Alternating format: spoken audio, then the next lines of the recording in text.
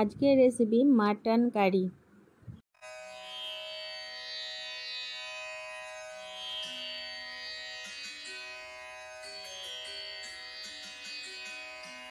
এর জন্য লাগবে আলু দিয়ে করব। আলুটা বড় বড় করে কেটে শুধু জল দিয়ে সেদ্ধ করে রেখেছি। আর এটা হচ্ছে গরম মশলা আর মিট মশলার গুঁড়ো একসাথে রেখেছি।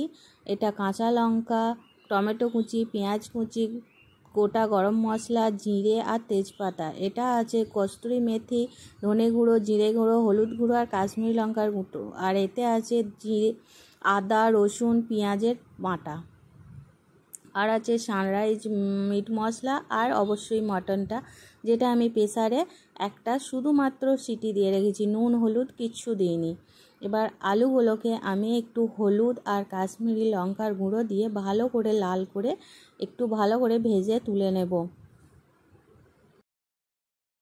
মটন রান্নার ক্ষেত্রে মটনটা সেদ্ধ হওয়া নিয়ে একটা প্রবলেম থাকে, তাই আমি প্রথমেই একটা প্রেসারে ভালো করে সিটি দিয়ে দিই, যাতে 80% মটন সেদ্ধ হয়ে যায়। তারপর আমি মশলা দিয়ে মটনটাকে রান্না করি। আমি তো এইভাবেই রান্না করি। আপনারা কে কীভাবে মটন রান্না করেন অবশ্যই কমেন্ট বক্সে জানাবেন। আলুগুলো আমাদের দেখুন লাল হয়ে সুন্দর হয়ে ভাজা প্রায় হয়েই এসছে। আর একটু ভালো করে ভেজে আমি আলুটাকে তুলে নেব। আলুটা তুলে নিয়ে আমি কড়াইয়ে প্রয়োজন মতো তেল দিয়ে দিলাম। আমি খুব একটা তেল মশলা রান্নায় ইউজ করি না, কিন্তু যেহেতু মটন খানিকটা তো লাগবেই, দিয়ে আমি গোটা গরম মশলা, তেজপাতা আর গোটা জিরে এই তিনটে জিনিসই এক এক করে আমি ফোড়ন হিসাবে এর মধ্যে দিয়ে দেবো। গোটা গরম মশলাকে আমি ছোট ছোট করে কিন্তু পিস করে রেখেছি, বড় বড় আকারে রাখিনি। এবার এর মধ্যে পেঁয়াজের কুচিগুলো আমি দিয়ে ভালো করে একটু ভাজা করব। পেঁয়াজের সঙ্গে আমি কাঁচা লঙ্কাটাও কিন্তু এখানে দিয়ে দিচ্ছি। লঙ্কাটা কিন্তু ঝাল যেমন খাবেন সেই অনুযায়ী দিতে হবে, এবং আমি আদা রসুনের সাথেও কিন্তু একটু লঙ্কা বেটে রেখেছি, তাই আমি লঙ্কাগুলো এখানে জাস্ট ফেলে দিয়ে দিলাম, প্রয়োজন হলে নেওয়া যাবে। এবার পেঁয়াজটার ওপরে আমি একটু হলুদ গুঁড়ো আর একটু কাশ্মীরি লঙ্কার গুঁড়ো দিয়ে ভালো করে ভাজবো, যাতে কালারটা খুব সুন্দর আসে। আর মাটন তো একটু লাল লাল ঝাল ঝাল না হলে ঠিক দেখতেও ভালো লাগে না আর খেতেও ভালো লাগে না, কথাতেই আছে লাল লাল ঝাল ঝাল মাটন। দেখুন পেঁয়াজটা আমার প্রায় ভাজা হয়েই এসছে, আর একটু ভাজতে হবে। এবার এর মধ্যে দিয়ে দেব টমেটোটা, দিয়ে আবার আমি কিন্তু ভাজবো, একটা করে দেবো আর বাড়বো। এবার আদা রসুন আর পেঁয়াজ আর অল্প কাঁচা লঙ্কা দিয়ে যে পেস্টটা বানিয়ে রেখেছিলাম, একসাথেই রেখেছিলাম, সেটা দিয়ে দিয়েছি। আর সেই বাটিটা ধুয়ে অল্প একটু জলও আমি এর মধ্যে দিয়ে দিয়েছি, দিয়ে ভালো করে এবার মশলাটাকে ভাজছি।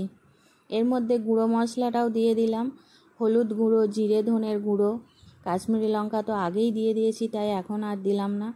দিয়ে একটু চাপা দিয়ে ভালো করে ভাজতে শুরু করেছি। আসলে এই ভিডিওটা যখন রান্নার বানাচ্ছিলাম তখন রাত্রে ছিল, আর কারেন্ট অফ হয়ে যাওয়ার একটুখানি প্রবলেম হচ্ছিলো। দেখুন কারেন্ট আসতে স্পষ্ট ভিডিওটা বোঝা যাচ্ছে। মশলাটা ভালো করে ভাজা হয়ে যাওয়ার পর মাটনটা যেহেতু 80% মতো সেদ্ধ করাই ছিল, তাই মটনটাও দিয়ে দিলাম। এবার মটনটা কিন্তু জলটা দিইনি, জলটা কিন্তু ছেঁকে আলাদা করে রেখে দিয়েছি। শুধু মটনটাকে কিন্তু আমি এখানে দিয়েছি, জলটা কিন্তু ফেলবো না, সেটাও ইউজ করব, কিন্তু এই মুহূর্তে এখানে দেব না। দিয়ে মাটনটা দিয়ে ভালো করে মশলাটা কষিয়ে নেব। মাটন কষানোর সময় আমি গরম মশলাটা দিইনি ঠিকই, কিন্তু এই সময় তো গরম মশলা দেওয়া যায়। এই একবার চাপা একবার খোলা, এইভাবেই আমি মশলাটাকে ভাজতে থাকবো। এবার এর মধ্যে আমি স্বাদ অনুযায়ী নুনটাও দিয়ে দেব। এখানে মিট মশলা, গরম মশলা আমি এখনও দিইনি, আমি ওগুলো শেষে দিই। নুনটা দেওয়ার জন্য বেশ একটু জলও বেরিয়ে গেছে, সেই জলটা দিয়েও আমি এখানে কষিয়ে নিচ্ছি ভালো করে মশলাটা।